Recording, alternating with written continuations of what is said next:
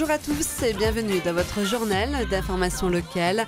Au sommaire de ce mercredi 19 août 2015, on commencera ce journal avec la traditionnelle procession du 15 août à Grand-Fort-Philippe. De nombreuses personnes ont suivi la bénédiction de la mer. Et toujours à Grand-Fort et dans le cadre des festivités du 15 août, un festival de cerfs-volants était organisé, une première pour la ville. Une autre première, la brocante solidaire des copains du monde, suivie d'un spectacle concocté par les enfants eux-mêmes. Le son et lumière pêcheurs de temps sera lancé demain jeudi. Plus de 300 personnes œuvrent durant les 6 représentations. Et on terminera ce journal avec le BCM. Depuis lundi, les joueurs ont repris le chemin de l'entraînement. L'Assomption reste pour les Grand-Fort-Philippois un moment de communion, un moment suivi par de nombreuses personnes encore fidèles aux traditions, des traditions qu'elles tentent de transmettre à la jeune génération. Le 15 août à Grand-Fort-Philippe débute toujours par la messe.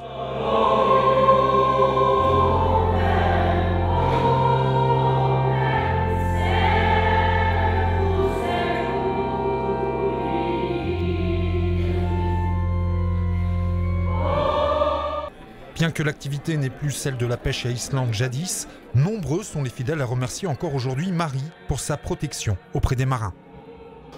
En tant qu'ancien marin, on pense toujours aux disparus, voilà. Un petit peu ça, de nostalgie, oui. Une ferveur et une dévotion empreintes d'émotion. Alors il y a tout ça en même temps, je dirais peut-être le premier mot, c'est le recueillement. On a vécu ce matin la célébration à l'église avec plus de 500 personnes et je dirais c'était vraiment très très recueilli. L'engouement est tel que certains habitants transforment littéralement leur façade de maison. Tous les ans, c'est un rituel, quoi, au cas où. Hein, c'est ça, monsieur ? C'est une tradition, on va dire. Tous les ans, on fait ça, quoi. C'est la fête de la mer. Hein. Moi, je suis un ancien marin. Voilà tout l'attachement de Grand-Fort-Philippe à sa culture maritime. Une vénération pour cette mer nourricière, parfois injuste avec les marins disparus.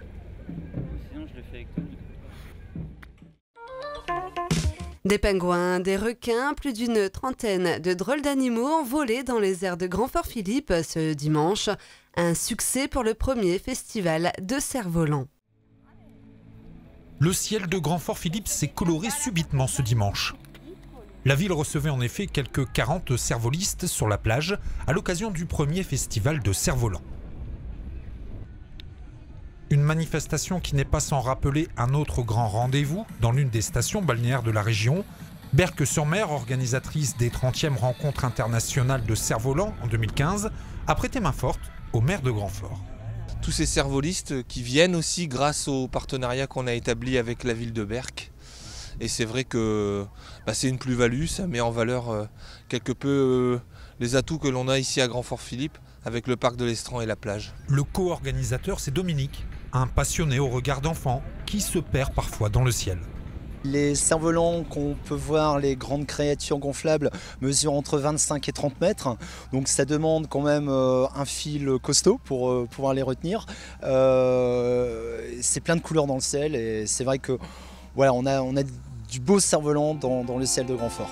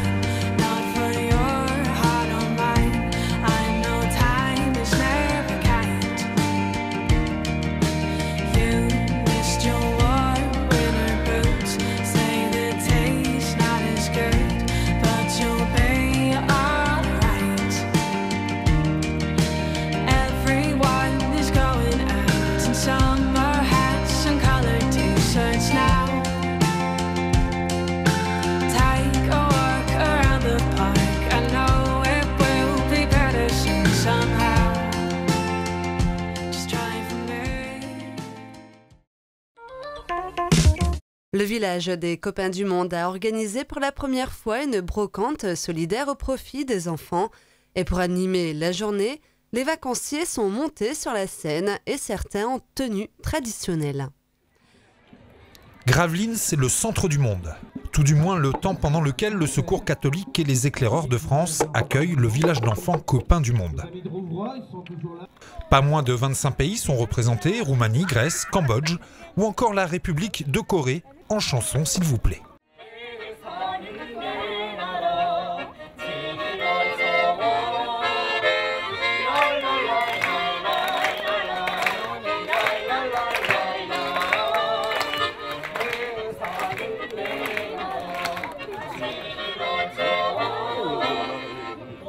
Pour la première fois, les antennes du Secours catholique de la région ont organisé une brocante solidaire pour venir en aide à ces enfants du monde.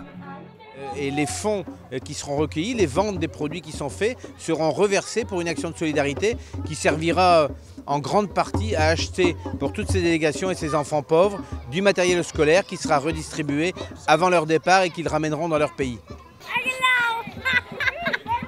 Cette initiative, qui fête ses 11 ans cette année, a suscité des envies partout dans le monde. Plus de 20 pays ont créé des branches copains du monde.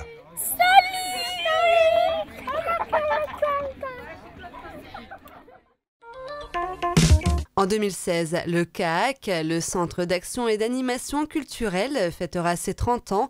Bientôt 30 ans que Patrice Gousset en est le président. Il est l'un des témoins majeurs de l'évolution du spectacle Son et Lumière.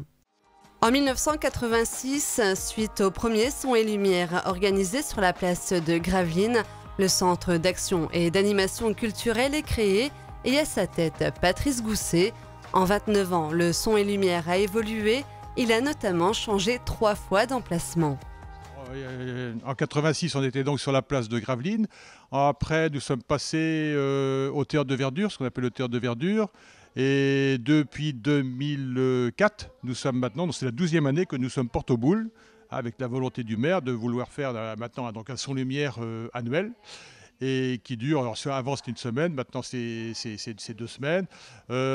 Donc nous occupons les lieux et nous jouons non plus dans le bucolique et romantique du théâtre de verdure, mais on joue dans les fortifications de Vauban-Charles-Quint. Donc là on a un décor, bon, naturel non, mais un décor bien bâti et qui met en valeur les différents tableaux. Alors là j'avoue que quand on fait du Versailles avec du Vauban derrière, là on est en plein dedans. Le Son et Lumière Pêcheurs de temps a pris une ampleur considérable au fil des années. Les participants sont aujourd'hui 3 fois plus nombreux. Quand le premier Son et Lumière a commencé, on était 80 à 100 personnes. Donc maintenant, nous sommes dans les 300, 310, 320. Alors après, il faut rajouter toute la technique municipale qui est là. Donc il y a service des fêtes, service culture, etc. Plus les services qu'on ne voit pas sur le terrain, mais qui travaillent avec nous.